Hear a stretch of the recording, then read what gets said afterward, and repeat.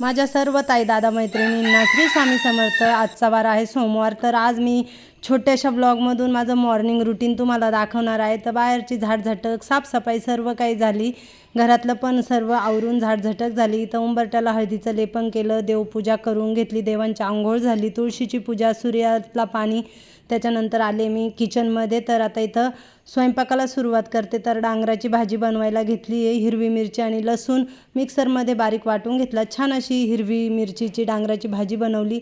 त्याच्यानंतर पीठ पण छान भिजलं होतं। तर आता पोळ्या बनवायला घेतल्या। मी सर्वात आधी पीठ भिजून ठेवते, त्याच्यानंतर भाज्या बनवते। तर आता इथे साहेबांना भाजीपोळी खायला देते आणि ते जाणार आहे ऑफिसला। तर मग इथे चाललं आहे माझे बाकीचे जे राहिलेले कामं ते।